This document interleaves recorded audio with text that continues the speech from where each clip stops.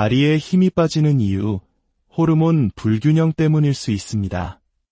혹시 의자에서 일어설 때 생각보다 다리가 느리게 반응한다고 느껴본 적 있으신가요?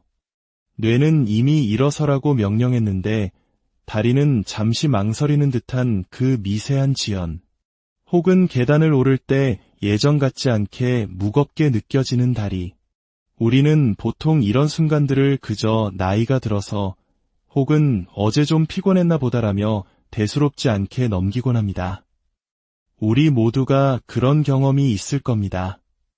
하지만 만약 그 순간들이 단순히 노화나 피로의 신호가 아니라 우리 몸속 깊은 곳에서 보내는 더 중요한 메시지라면 어떨까요?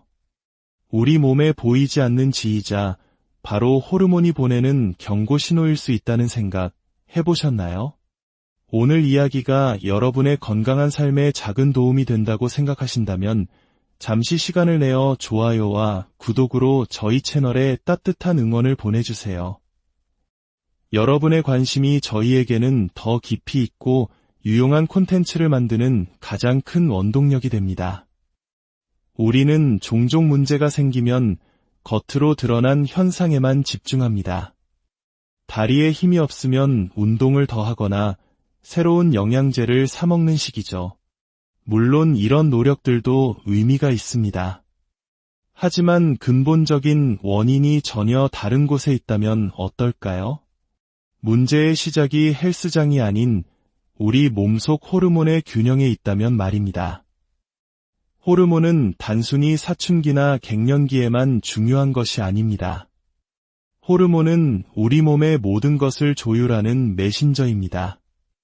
우리가 어떻게 잠을 자고 음식을 어떻게 에너지로 바꾸며 근육을 어떻게 회복하고 스트레스에 어떻게 반응하는지, 그리고 오늘 이야기의 핵심인 우리의 다리가 얼마나 튼튼하게 땅을 딛고 서 있을 수 있는지까지 모두 관장합니다. 다리는 우리 몸의 뿌리이자 토대입니다. 하루를 살아가고 일을 하고 관계를 맺고 꿈을 향해 나아가는 모든 순간을 지탱해주죠. 그렇기에 다리가 약해진다는 것은 단순히 신체적인 문제를 넘어 우리 삶의 기반이 흔들리는 것과 같습니다. 그리고 그 흔들림은 종종 우리 몸 내부의 불균형을 비추는 거울이 됩니다. 자, 이제 우리 몸이 보내는 조용한 속삭임에 귀를 기울여 볼 시간입니다. 다리에 힘이 빠지는 현상 뒤에 숨어있는 가장 중요한 호르몬의 비밀을 하나씩 파헤쳐 보겠습니다. 첫 번째 열쇠는 바로 갑상선입니다. 목의 앞쪽에 위치한 이 작은 나비 모양의 기관은 우리 몸의 에너지 발전소와도 같습니다. 갑상선이 분비하는 T3, T4와 같은 호르몬은 우리가 섭취한 음식을 세포가 사용할 수 있는 에너지로 전환하는 신진대사 과정을 총괄합니다. 이는 단순히 칼로리를 태우는 것을 넘어 아침에 눈을 떴을 때 상쾌함을 느낄지 아니면 트럭에 치인 듯한 피로감을 느낄지를 결정하는 근원적인 에너지입니다. 근육을 수축시키고 뇌에 신호를 보내고 당신의 다리에게 넌 할 수 있어 라고 외치는 바로 그 에너지 말입니다. 만약 이 갑상선의 기능이 조금이라도 저하되면, 즉 갑상선 기능 저하증이 생기면 어떤 일이 벌어질까요? 우리 몸은 즉시 에너지 보존 모드에 돌입합니다. 생존을 최우선으로 여기고 힘을 쓰는 것과 같은 사치스러운 활동에는 에너지를 배분하지 않죠. 이때 우리 몸이 가장 먼저 비용을 절감하는 곳이 어디일까요? 바로 가장 많은 에너지를 소모하는 하체 근육입니다. 다리가 약해지는 것은 다리 자체의 문제가 아니라 몸 전체가 에너지를 아끼기 위해 내린 효율적인 전략의 첫 번째 희생양이 되는 것입니다. 많은 분들이 이런 증상을 겪으며 병원을 찾습니다. 만성 피로와 무기력함, 다리에 힘 빠짐을 호소하죠. 하지만 혈액 검사 결과는 정상 범위에 있다고 듣는 경우가 허다합니다. 여기서 우리가 알아야 할 중요한 사실이 있습니다. 의학적인 정상 범위는 매우 넓다는 것입니다. 서류상으로는 정상일지 몰라도 당신의 몸이 최적의 상태를 유지하기에는 턱없이 부족한 수준일 수 있습니다. 당신은 착각하는 것이 아닙니다.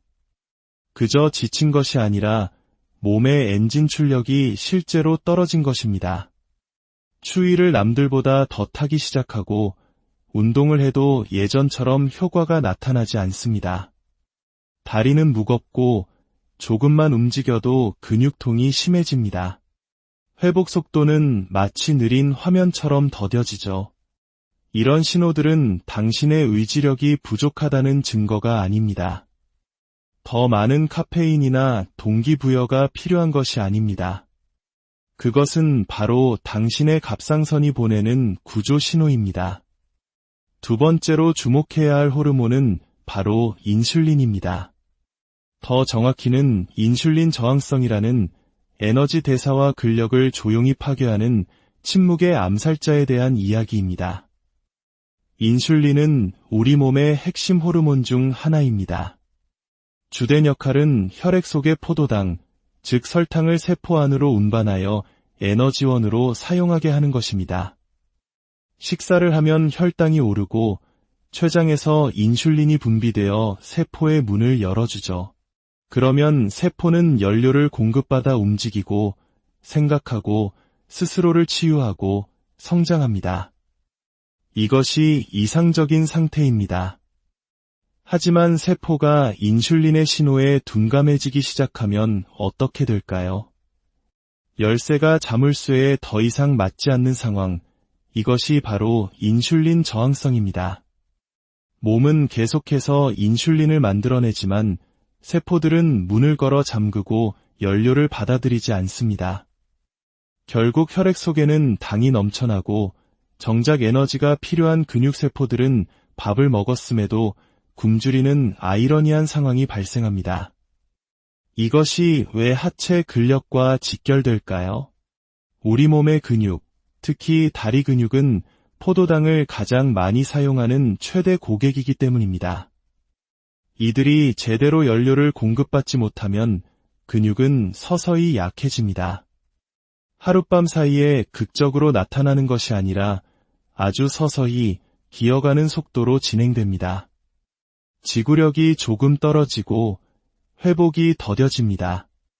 몸이 무겁고 폭발적인 힘을 잃어버리게 되죠. 예전에는 2칸씩 성큼성큼 오르던 계단이 이제는 두려움의 대상이 됩니다. 대부분의 사람들은 이 증상을 인슐린과 연관 짓지 못합니다.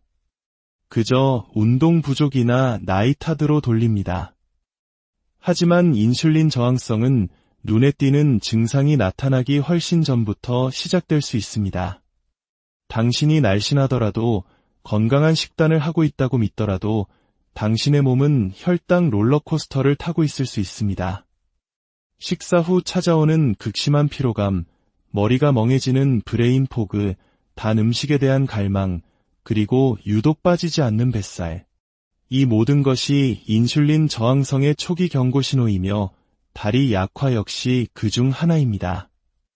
이것이 바로 약함은 메시지다라고 말하는 이유입니다. 그것은 무작위로 일어나는 현상이 아닙니다. 무시하거나 억지로 이겨내거나 스스로를 자책할 일이 아닙니다. 우리 몸의 시스템이 제대로 작동하지 않고 있다는 명백한 신호입니다. 인슐린 저항성은 염증과도 깊은 관련이 있어 관절, 기분, 수면, 스트레스 대처 능력까지 우리 몸 전체에 영향을 미칩니다. 혈당이 하루 종일 널뛰기를 하는 상태에서는 결코 안정적이고 견고한 힘을 기를 수 없습니다. 세 번째 이야기는 우리가 성별의 잣대로 오해하기 쉬운 두 가지 호르몬, 테스토스테론과 에스트로겐에 관한 것입니다. 이들은 단순히 남성 호르몬, 여성 호르몬이 아니라 우리 모두에게 필수적인 근육 호르몬입니다. 사람들은 테스토스테론이라고 하면 흔히 남성, 근육질의 몸, 공격성을 떠올립니다.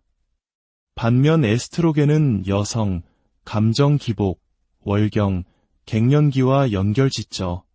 하지만 이런 고정관념은 진실의 일부만을 보여줄 뿐입니다.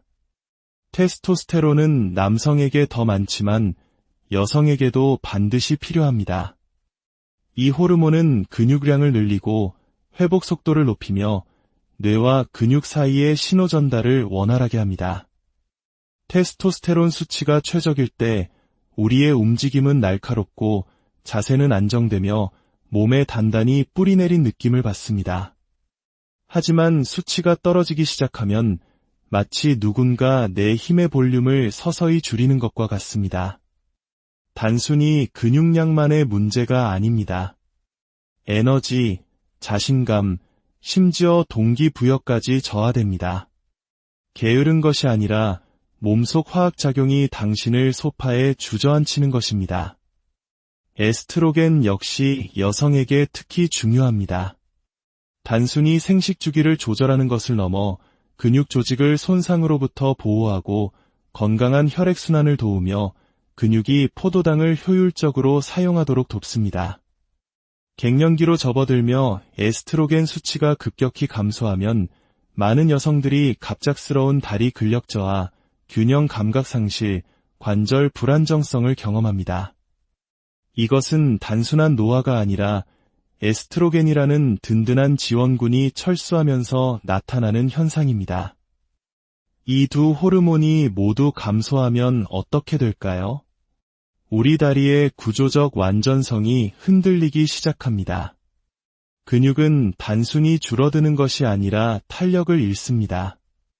우리는 자신도 모르게 보상작용을 시작합니다. 한쪽으로 더 기대서거나 물건을 집을 때 허리를 숙이는 대신 다른 방법을 찾습니다. 계단 대신 엘리베이터를 타기 시작하죠. 이런 작은 선택들이 쌓여 뇌에 신호를 보냅니다. 우리는 더 이상 이 근육을 사용하지 않아. 그러면 몸은 그 근육을 더 이상 우선순위에 두지 않게 됩니다. 네 번째 주범은 스트레스 호르몬, 코르티솔입니다. 코르티솔은 악명이 높지만 본래 악당이 아닙니다. 위협을 감지했을 때 우리 몸을 지키기 위한 생존 도구입니다.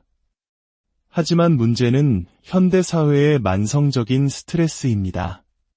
우리 몸은 마감 기한과 호랑이를 구분하지 못합니다. 끝없는 업무, 인간관계의 갈등, 미래에 대한 불안감 속에서 코르티솔은 결코 꺼지지 않는 경보음처럼 계속 울려 퍼집니다. 이렇게 만성적으로 높은 코르티솔 수치에 가장 직접적인 효과 중 하나는 바로 근육 분해입니다. 코르티솔은 몸을 이화 상태, 즉 분해 모드로 만듭니다. 몸에게 이렇게 말하는 것과 같습니다. 지금은 성장할 때가 아니야. 생존할 때야. 에너지를 아끼고 단백질을 태워서 연료로 써. 특히 우리 한국인들은 어떻습니까? 빨리빨리 문화 속에서 늘 긴장하며 살아갑니다. 알람 소리에 놀라 일어나 아침 식사도 거른 채 출근하고 잠들기 전까지 스마트폰을 놓지 못합니다. 이것은 일시적인 스트레스가 아니라 삶의 방식이 되어버렸습니다. 이런 환경 속에서 우리가 운동으로 근육을 만들려고 애쓰는 것은 한쪽에서는 벽돌을 쌓고 다른 한쪽에서는 그것을 허무는 것과 같습니다. 아무리 노력해도 제자리 걸음일 수밖에 없는 이유입니다. 결국 이 모든 이야기는 하나의 결론으로 향합니다. 다리가 약해지는 것은 당신의 실패가 아니라 당신의 몸이 보내는 피드백입니다. 더 이상 스스로를 탓하지 마십시오. 내가 게을러서, 의지가 약해서 라는 생각은 이제 그만두세요. 대신 호기심을 가지세요. 내 몸이 나에게 무슨 말을 하려는 걸까? 라고 질문을 바꿔보세요. 당신의 갑상선은 휴식을 원하고 있을지 모릅니다. 당신의 세포는 안정적인 혈당을 갈망하고 있을 수 있습니다. 당신의 몸은 스트레스라는 전쟁터에서 벗어나 평화를 원하고 있을지 모릅니다. 약함은 무너지고 있다는 신호가 아닙니다. 진정한 힘과 다시 정렬하라는 몸의 요청일 수 있습니다. 그 힘은 사라진 것이 아닙니다. 여전히 당신 안에 있습니다. 우리가 그 목소리를 듣고 이해하고 몸과 다시 협력하기 시작할 때 비로소 우리는 잃어버렸다고 생각했던 힘을 되찾을 수 있습니다. 진정한 건강은 우리 몸과의 싸움이 아니라 우리 몸과의 화해와 깊은 이해에서 시작됩니다. 다리에 힘이 빠지는 이유, 호르몬 불균형 때문일 수 있습니다. 혹시 의자에서 일어설 때 생각보다 다리가 느리게 반응한다고 느껴본 적 있으신가요? 뇌는 이미 일어서라고 명령했는데 다리는 잠시 망설이는 듯한 그 미세한 지연, 혹은 계단을 오를 때 예전 같지 않게 무겁게 느껴지는 다리. 우리는 보통 이런 순간들을 그저 나이가 들어서 혹은 어제 좀 피곤했나 보다라며 대수롭지 않게 넘기곤 합니다. 우리 모두가 그런 경험이 있을 겁니다. 하지만 만약 그 순간들이 단순히 노화나 피로의 신호가 아니라 우리 몸속 깊은 곳에서 보내는 더 중요한 메시지라면 어떨까요? 우리 몸에 보이지 않는 지휘자, 바로 호르몬이 보내는 경고 신호일 수 있다는 생각 해보셨나요? 오늘 이야기가 여러분의 건강한 삶에 작은 도움이 된다고 생각하신다면 잠시 시간을 내어 좋아요와 구독으로 저희 채널에 따뜻한 응원을 보내주세요. 여러분의 관심이 저희에게는 더 깊이 있고 유용한 콘텐츠를 만드는 가장 큰 원동력이 됩니다.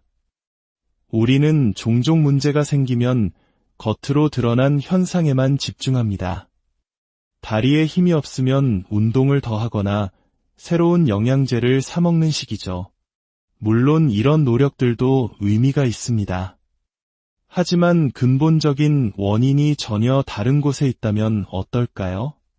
문제의 시작이 헬스장이 아닌 우리 몸속 호르몬의 균형에 있다면 말입니다. 호르몬은 단순히 사춘기나 갱년기에만 중요한 것이 아닙니다. 호르몬은 우리 몸의 모든 것을 조율하는 메신저입니다. 우리가 어떻게 잠을 자고 음식을 어떻게 에너지로 바꾸며 근육을 어떻게 회복하고 스트레스에 어떻게 반응하는지, 그리고 오늘 이야기의 핵심인 우리의 다리가 얼마나 튼튼하게 땅을 딛고 서 있을 수 있는지까지 모두 관장합니다. 다리는 우리 몸의 뿌리이자 토대입니다. 하루를 살아가고 일을 하고 관계를 맺고 꿈을 향해 나아가는 모든 순간을 지탱해주죠. 그렇기에 다리가 약해진다는 것은 단순히 신체적인 문제를 넘어 우리 삶의 기반이 흔들리는 것과 같습니다. 그리고 그 흔들림은 종종 우리 몸 내부의 불균형을 비추는 거울이 됩니다. 자, 이제 우리 몸이 보내는 조용한 속삭임에 귀를 기울여 볼 시간입니다. 다리에 힘이 빠지는 현상 뒤에 숨어 있는 가장 중요한 호르몬의 비밀을 하나씩 파헤쳐 보겠습니다. 첫 번째 열쇠는 바로 갑상선입니다. 목의 앞쪽에 위치한 이 작은 나비 모양의 기관은 우리 몸의 에너지 발전소와도 같습니다. 갑상선이 분비하는 T3, T4와 같은 호르몬은 우리가 섭취한 음식을 세포가 사용할 수 있는 에너지로 전환하는 신진대사 과정을 총괄합니다. 이는 단순히 칼로리를 태우는 것을 넘어 아침에 눈을 떴을 때 상쾌함을 느낄지 아니면 트럭에 치인 듯한 피로감을 느낄지를 결정하는 근원적인 에너지입니다. 근육을 수축시키고 뇌에 신호를 보내고 당신의 다리에게 넌 할 수 있어 라고 외치는 바로 그 에너지 말입니다. 만약 이 갑상선의 기능이 조금이라도 저하되면, 즉 갑상선 기능 저하증이 생기면 어떤 일이 벌어질까요? 우리 몸은 즉시 에너지 보존 모드에 돌입합니다. 생존을 최우선으로 여기고 힘을 쓰는 것과 같은 사치스러운 활동에는 에너지를 배분하지 않죠. 이때 우리 몸이 가장 먼저 비용을 절감하는 곳이 어디일까요? 바로 가장 많은 에너지를 소모하는 하체 근육입니다. 다리가 약해지는 것은 다리 자체의 문제가 아니라 몸 전체가 에너지를 아끼기 위해 내린 효율적인 전략의 첫 번째 희생양이 되는 것입니다. 많은 분들이 이런 증상을 겪으며 병원을 찾습니다. 만성 피로와 무기력함, 다리에 힘 빠짐을 호소하죠. 하지만 혈액 검사 결과는 정상 범위에 있다고 듣는 경우가 허다합니다. 여기서 우리가 알아야 할 중요한 사실이 있습니다. 의학적인 정상 범위는 매우 넓다는 것입니다. 서류상으로는 정상일지 몰라도 당신의 몸이 최적의 상태를 유지하기에는 턱없이 부족한 수준일 수 있습니다. 당신은 착각하는 것이 아닙니다. 그저 지친 것이 아니라 몸의 엔진 출력이 실제로 떨어진 것입니다. 추위를 남들보다 더 타기 시작하고 운동을 해도 예전처럼 효과가 나타나지 않습니다. 다리는 무겁고 조금만 움직여도 근육통이 심해집니다. 회복 속도는 마치 느린 화면처럼 더뎌지죠. 이런 신호들은 당신의 의지력이 부족하다는 증거가 아닙니다. 더 많은 카페인이나 동기부여가 필요한 것이 아닙니다. 그것은 바로 당신의 갑상선이 보내는 구조 신호입니다. 두 번째로 주목해야 할 호르몬은 바로 인슐린입니다. 더 정확히는 인슐린 저항성이라는 에너지 대사와 근력을 조용히 파괴하는 침묵의 암살자에 대한 이야기입니다. 인슐린은 우리 몸의 핵심 호르몬 중 하나입니다. 주된 역할은 혈액 속의 포도당, 즉 설탕을 세포 안으로 운반하여 에너지원으로 사용하게 하는 것입니다. 식사를 하면 혈당이 오르고 췌장에서 인슐린이 분비되어 세포의 문을 열어주죠. 그러면 세포는 연료를 공급받아 움직이고 생각하고 스스로를 치유하고 성장합니다. 이것이 이상적인 상태입니다. 하지만 세포가 인슐린의 신호에 둔감해지기 시작하면 어떻게 될까요? 열쇠가 자물쇠에 더 이상 맞지 않는 상황, 이것이 바로 인슐린 저항성입니다.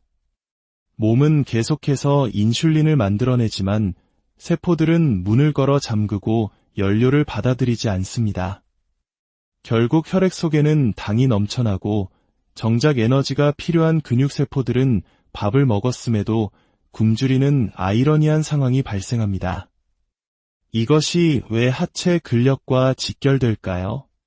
우리 몸의 근육, 특히 다리 근육은 포도당을 가장 많이 사용하는 최대 고객이기 때문입니다. 이들이 제대로 연료를 공급받지 못하면 근육은 서서히 약해집니다.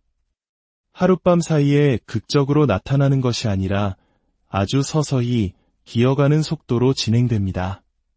지구력이 조금 떨어지고 회복이 더뎌집니다. 몸이 무겁고 폭발적인 힘을 잃어버리게 되죠. 예전에는 2칸씩 성큼성큼 오르던 계단이 이제는 두려움의 대상이 됩니다. 대부분의 사람들은 이 증상을 인슐린과 연관 짓지 못합니다. 그저 운동 부족이나 나이 탓으로 돌립니다.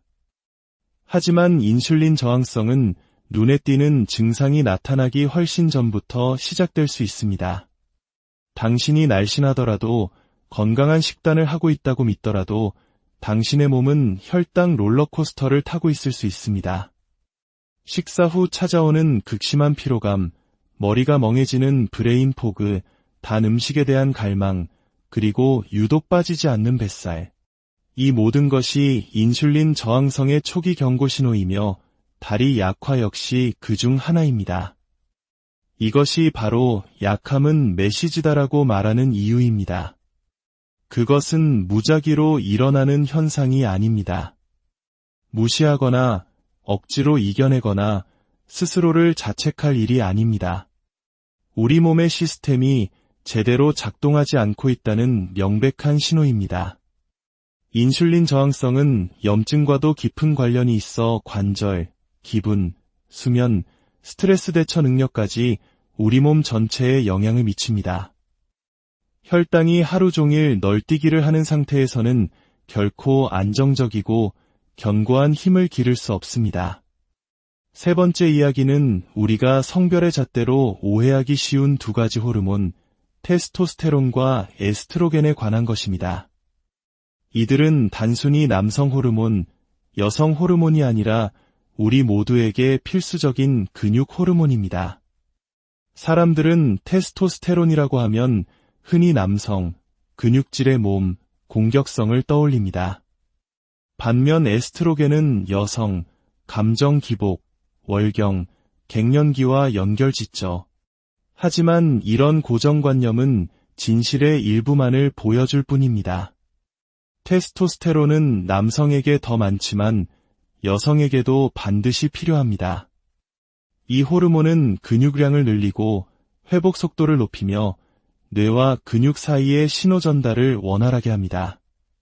테스토스테론 수치가 최적일 때 우리의 움직임은 날카롭고 자세는 안정되며 몸에 단단히 뿌리내린 느낌을 받습니다. 하지만 수치가 떨어지기 시작하면 마치 누군가 내 힘의 볼륨을 서서히 줄이는 것과 같습니다. 단순히 근육량만의 문제가 아닙니다. 에너지, 자신감, 심지어 동기부여까지 저하됩니다. 게으른 것이 아니라 몸속 화학작용이 당신을 소파에 주저앉히는 것입니다. 에스트로겐 역시 여성에게 특히 중요합니다. 단순히 생식주기를 조절하는 것을 넘어 근육 조직을 손상으로부터 보호하고 건강한 혈액순환을 도우며 근육이 포도당을 효율적으로 사용하도록 돕습니다. 갱년기로 접어들며 에스트로겐 수치가 급격히 감소하면 많은 여성들이 갑작스러운 다리 근력 저하, 균형 감각 상실, 관절 불안정성을 경험합니다. 이것은 단순한 노화가 아니라 에스트로겐이라는 든든한 지원군이 철수하면서 나타나는 현상입니다. 이 두 호르몬이 모두 감소하면 어떻게 될까요? 우리 다리의 구조적 완전성이 흔들리기 시작합니다. 근육은 단순히 줄어드는 것이 아니라 탄력을 잃습니다. 우리는 자신도 모르게 보상작용을 시작합니다. 한쪽으로 더 기대서거나 물건을 집을 때 허리를 숙이는 대신 다른 방법을 찾습니다. 계단 대신 엘리베이터를 타기 시작하죠. 이런 작은 선택들이 쌓여 뇌에 신호를 보냅니다. 우리는 더 이상 이 근육을 사용하지 않아. 그러면 몸은 그 근육을 더 이상 우선순위에 두지 않게 됩니다. 네 번째 주범은 스트레스 호르몬, 코르티솔입니다. 코르티솔은 악명이 높지만 본래 악당이 아닙니다. 위협을 감지했을 때 우리 몸을 지키기 위한 생존 도구입니다. 하지만 문제는 현대사회의 만성적인 스트레스입니다. 우리 몸은 마감 기한과 호랑이를 구분하지 못합니다. 끝없는 업무, 인간관계의 갈등, 미래에 대한 불안감 속에서 코르티솔은 결코 꺼지지 않는 경보음처럼 계속 울려 퍼집니다.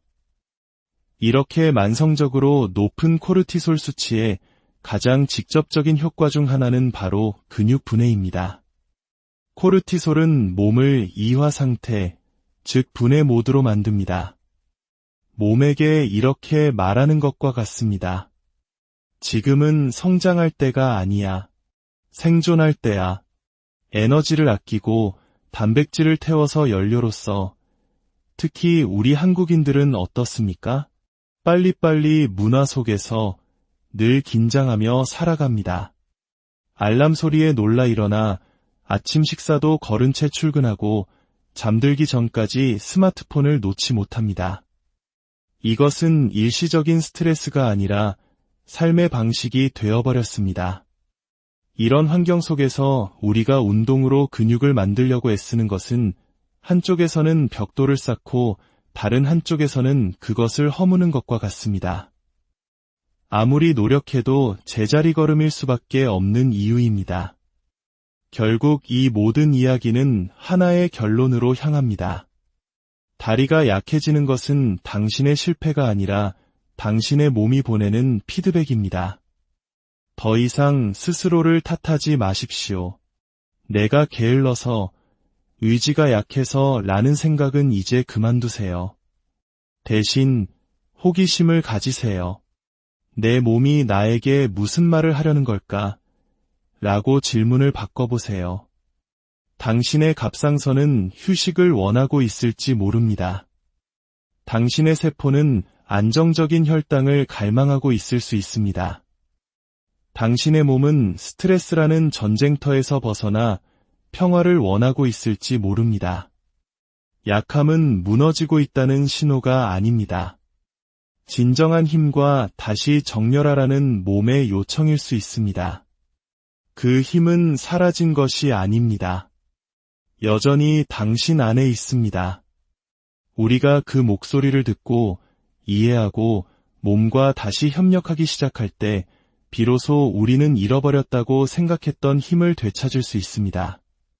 진정한 건강은 우리 몸과의 싸움이 아니라 우리 몸과의 화해와 깊은 이해에서 시작됩니다. 다리에 힘이 빠지는 이유, 호르몬 불균형 때문일 수 있습니다. 혹시 의자에서 일어설 때 생각보다 다리가 느리게 반응한다고 느껴본 적 있으신가요? 뇌는 이미 일어서라고 명령했는데 다리는 잠시 망설이는 듯한 그 미세한 지연, 혹은 계단을 오를 때 예전 같지 않게 무겁게 느껴지는 다리. 우리는 보통 이런 순간들을 그저 나이가 들어서 혹은 어제 좀 피곤했나 보다라며 대수롭지 않게 넘기곤 합니다. 우리 모두가 그런 경험이 있을 겁니다. 하지만 만약 그 순간들이 단순히 노화나 피로의 신호가 아니라 우리 몸속 깊은 곳에서 보내는 더 중요한 메시지라면 어떨까요? 우리 몸에 보이지 않는 지휘자, 바로 호르몬이 보내는 경고 신호일 수 있다는 생각 해보셨나요? 오늘 이야기가 여러분의 건강한 삶에 작은 도움이 된다고 생각하신다면 잠시 시간을 내어 좋아요와 구독으로 저희 채널에 따뜻한 응원을 보내주세요. 여러분의 관심이 저희에게는 더 깊이 있고 유용한 콘텐츠를 만드는 가장 큰 원동력이 됩니다. 우리는 종종 문제가 생기면 겉으로 드러난 현상에만 집중합니다. 다리에 힘이 없으면 운동을 더 하거나 새로운 영양제를 사 먹는 식이죠. 물론 이런 노력들도 의미가 있습니다. 하지만 근본적인 원인이 전혀 다른 곳에 있다면 어떨까요? 문제의 시작이 헬스장이 아닌 우리 몸속 호르몬의 균형에 있다면 말입니다. 호르몬은 단순히 사춘기나 갱년기에만 중요한 것이 아닙니다. 호르몬은 우리 몸의 모든 것을 조율하는 메신저입니다. 우리가 어떻게 잠을 자고 음식을 어떻게 에너지로 바꾸며 근육을 어떻게 회복하고 스트레스에 어떻게 반응하는지, 그리고 오늘 이야기의 핵심인 우리의 다리가 얼마나 튼튼하게 땅을 딛고 서 있을 수 있는지까지 모두 관장합니다. 다리는 우리 몸의 뿌리이자 토대입니다. 하루를 살아가고 일을 하고 관계를 맺고 꿈을 향해 나아가는 모든 순간을 지탱해주죠. 그렇기에 다리가 약해진다는 것은 단순히 신체적인 문제를 넘어 우리 삶의 기반이 흔들리는 것과 같습니다. 그리고 그 흔들림은 종종 우리 몸 내부의 불균형을 비추는 거울이 됩니다. 자, 이제 우리 몸이 보내는 조용한 속삭임에 귀를 기울여 볼 시간입니다. 다리에 힘이 빠지는 현상 뒤에 숨어있는 가장 중요한 호르몬의 비밀을 하나씩 파헤쳐 보겠습니다. 첫 번째 열쇠는 바로 갑상선입니다. 목의 앞쪽에 위치한 이 작은 나비 모양의 기관은 우리 몸의 에너지 발전소와도 같습니다. 갑상선이 분비하는 T3, T4와 같은 호르몬은 우리가 섭취한 음식을 세포가 사용할 수 있는 에너지로 전환하는 신진대사 과정을 총괄합니다.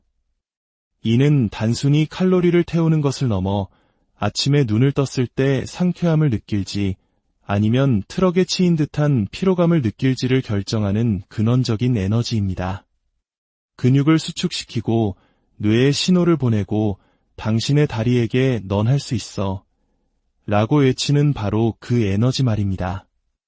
만약 이 갑상선의 기능이 조금이라도 저하되면, 즉 갑상선 기능 저하증이 생기면 어떤 일이 벌어질까요? 우리 몸은 즉시 에너지 보존 모드에 돌입합니다. 생존을 최우선으로 여기고 힘을 쓰는 것과 같은 사치스러운 활동에는 에너지를 배분하지 않죠. 이때 우리 몸이 가장 먼저 비용을 절감하는 곳이 어디일까요? 바로 가장 많은 에너지를 소모하는 하체 근육입니다. 다리가 약해지는 것은 다리 자체의 문제가 아니라 몸 전체가 에너지를 아끼기 위해 내린 효율적인 전략의 첫 번째 희생양이 되는 것입니다. 많은 분들이 이런 증상을 겪으며 병원을 찾습니다. 만성 피로와 무기력함, 다리에 힘 빠짐을 호소하죠. 하지만 혈액 검사 결과는 정상 범위에 있다고 듣는 경우가 허다합니다. 여기서 우리가 알아야 할 중요한 사실이 있습니다. 의학적인 정상 범위는 매우 넓다는 것입니다. 서류상으로는 정상일지 몰라도 당신의 몸이 최적의 상태를 유지하기에는 턱없이 부족한 수준일 수 있습니다. 당신은 착각하는 것이 아닙니다. 그저 지친 것이 아니라 몸의 엔진 출력이 실제로 떨어진 것입니다. 추위를 남들보다 더 타기 시작하고 운동을 해도 예전처럼 효과가 나타나지 않습니다. 다리는 무겁고 조금만 움직여도 근육통이 심해집니다. 회복 속도는 마치 느린 화면처럼 더뎌지죠. 이런 신호들은 당신의 의지력이 부족하다는 증거가 아닙니다. 더 많은 카페인이나 동기부여가 필요한 것이 아닙니다. 그것은 바로 당신의 갑상선이 보내는 구조 신호입니다. 두 번째로 주목해야 할 호르몬은 바로 인슐린입니다. 더 정확히는 인슐린 저항성이라는 에너지 대사와 근력을 조용히 파괴하는 침묵의 암살자에 대한 이야기입니다. 인슐린은 우리 몸의 핵심 호르몬 중 하나입니다. 주된 역할은 혈액 속의 포도당, 즉 설탕을 세포 안으로 운반하여 에너지원으로 사용하게 하는 것입니다. 식사를 하면 혈당이 오르고 췌장에서 인슐린이 분비되어 세포의 문을 열어주죠. 그러면 세포는 연료를 공급받아 움직이고 생각하고 스스로를 치유하고 성장합니다. 이것이 이상적인 상태입니다. 하지만 세포가 인슐린의 신호에 둔감해지기 시작하면 어떻게 될까요? 열쇠가 자물쇠에 더 이상 맞지 않는 상황, 이것이 바로 인슐린 저항성입니다. 몸은 계속해서 인슐린을 만들어내지만 세포들은 문을 걸어 잠그고 연료를 받아들이지 않습니다. 결국 혈액 속에는 당이 넘쳐나고 정작 에너지가 필요한 근육세포들은 밥을 먹었음에도 굶주리는 아이러니한 상황이 발생합니다. 이것이 왜 하체 근력과 직결될까요? 우리 몸의 근육, 특히 다리 근육은 포도당을 가장 많이 사용하는 최대 고객이기 때문입니다. 이들이 제대로 연료를 공급받지 못하면 근육은 서서히 약해집니다. 하룻밤 사이에 극적으로 나타나는 것이 아니라 아주 서서히 기어가는 속도로 진행됩니다.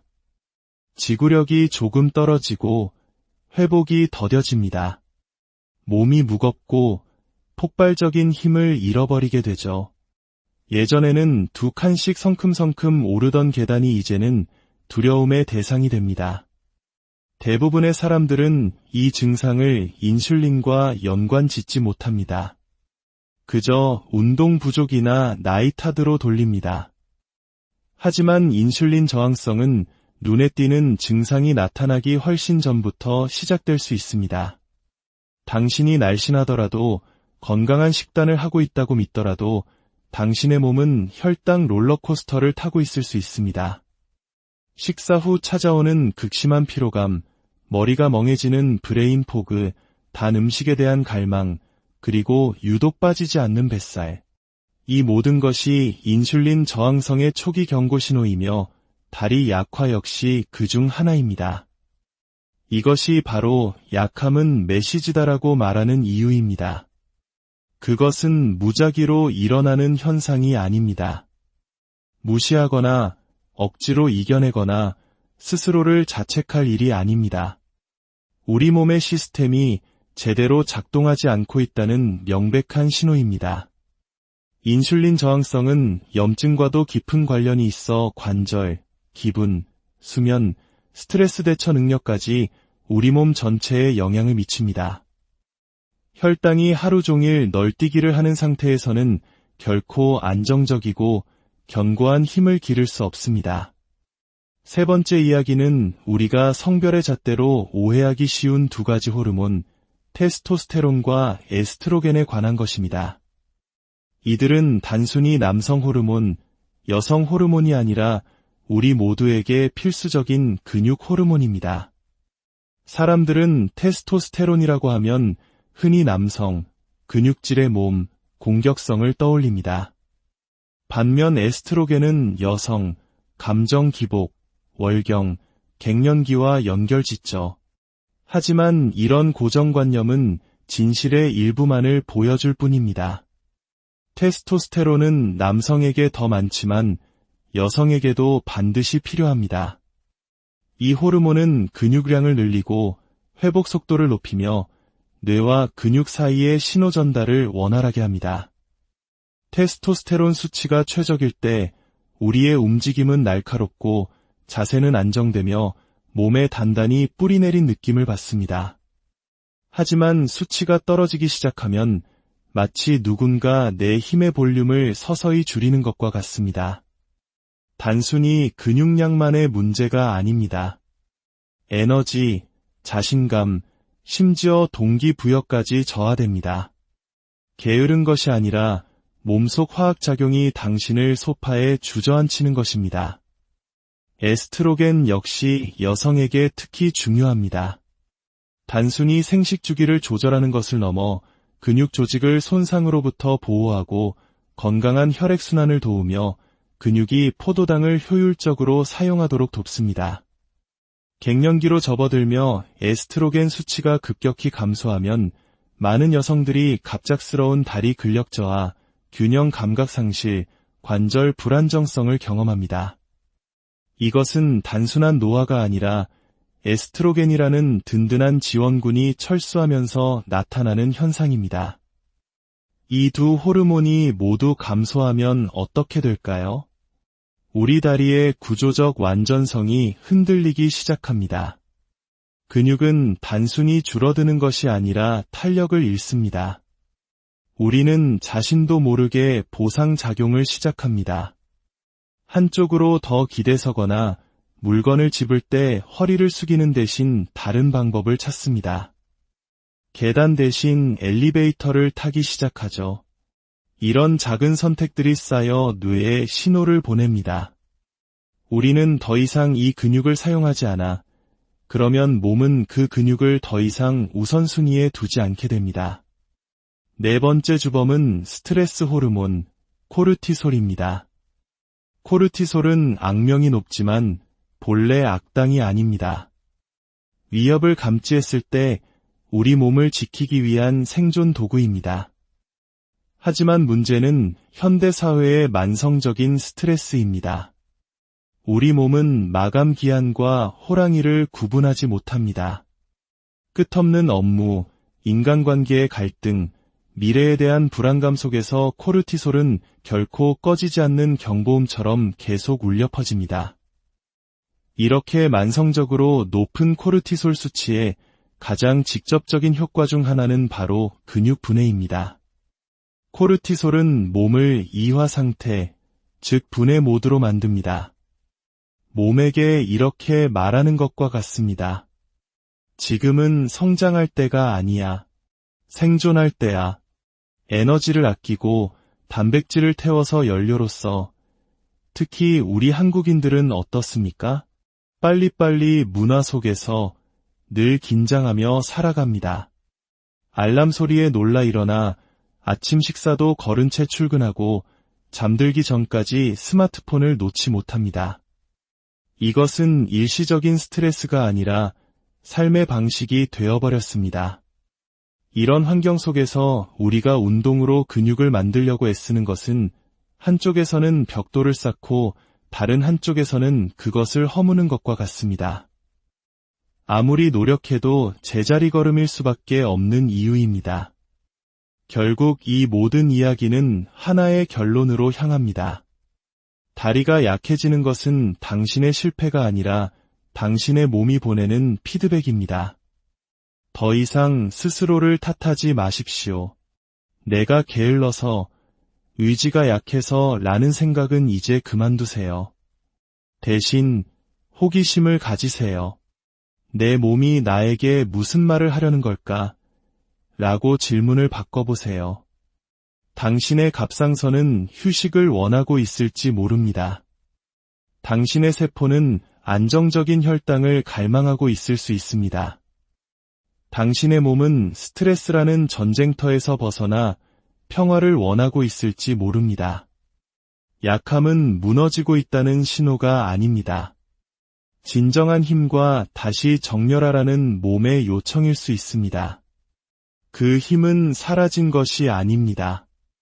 여전히 당신 안에 있습니다.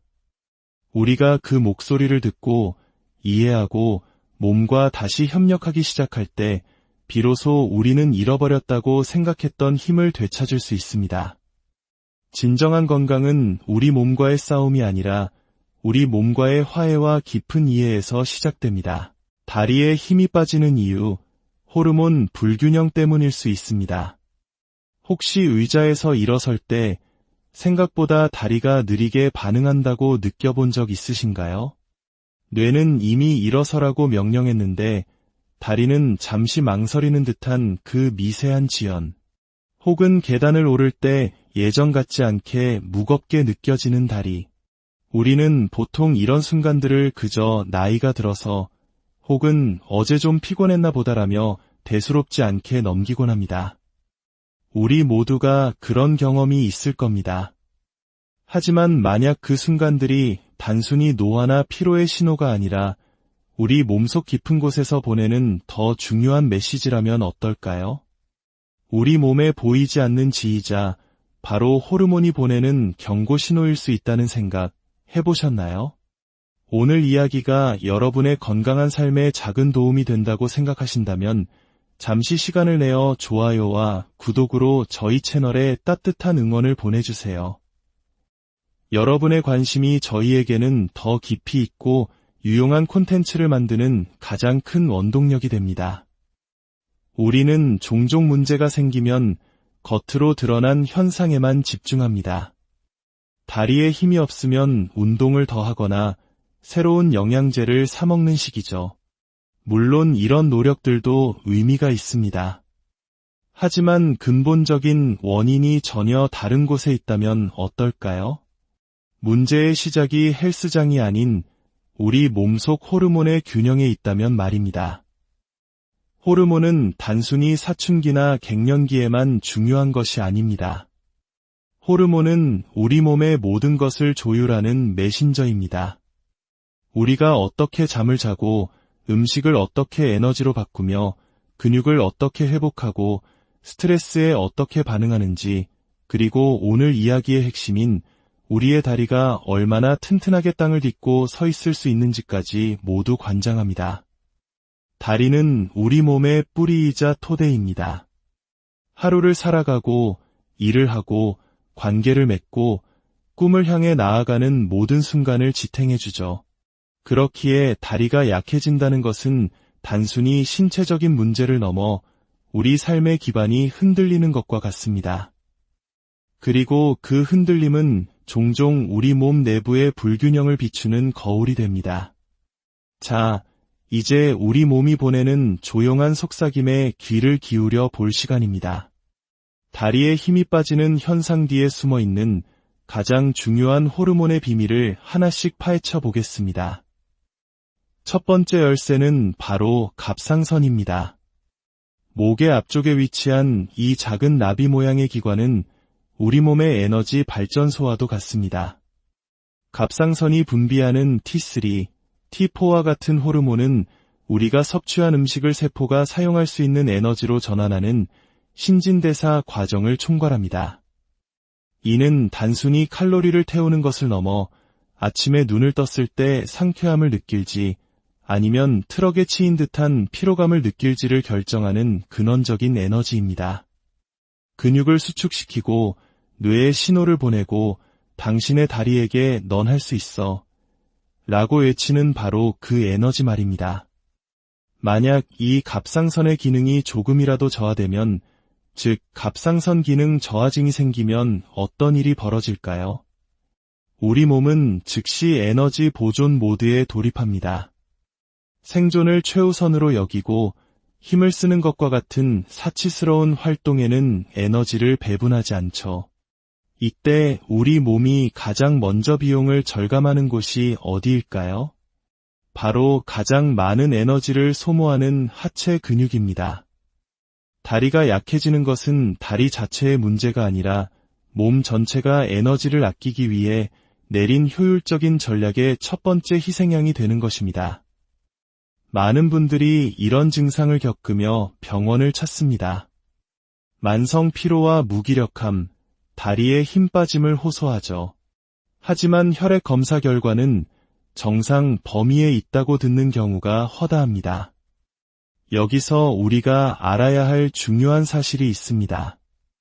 의학적인 정상 범위는 매우 넓다는 것입니다. 서류상으로는 정상일지 몰라도 당신의 몸이 최적의 상태를 유지하기에는 턱없이 부족한 수준일 수 있습니다. 당신은 착각하는 것이 아닙니다. 그저 지친 것이 아니라 몸의 엔진 출력이 실제로 떨어진 것입니다. 추위를 남들보다 더 타기 시작하고 운동을 해도 예전처럼 효과가 나타나지 않습니다. 다리는 무겁고 조금만 움직여도 근육통이 심해집니다. 회복 속도는 마치 느린 화면처럼 더뎌지죠. 이런 신호들은 당신의 의지력이 부족하다는 증거가 아닙니다. 더 많은 카페인이나 동기부여가 필요한 것이 아닙니다. 그것은 바로 당신의 갑상선이 보내는 구조 신호입니다. 두 번째로 주목해야 할 호르몬은 바로 인슐린입니다. 더 정확히는 인슐린 저항성이라는 에너지 대사와 근력을 조용히 파괴하는 침묵의 암살자에 대한 이야기입니다.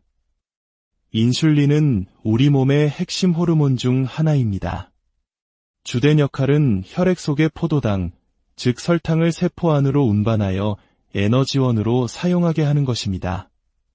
식사를 하면 혈당이 오르고 췌장에서 인슐린이 분비되어 세포의 문을 열어주죠. 그러면 세포는 연료를 공급받아 움직이고 생각하고 스스로를 치유하고 성장합니다. 이것이 이상적인 상태입니다.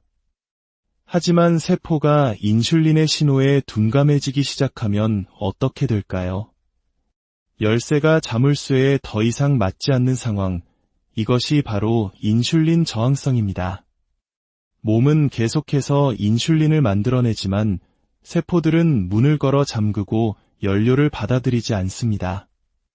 결국 혈액 속에는 당이 넘쳐나고 정작 에너지가 필요한 근육세포들은 밥을 먹었음에도 굶주리는 아이러니한 상황이 발생합니다.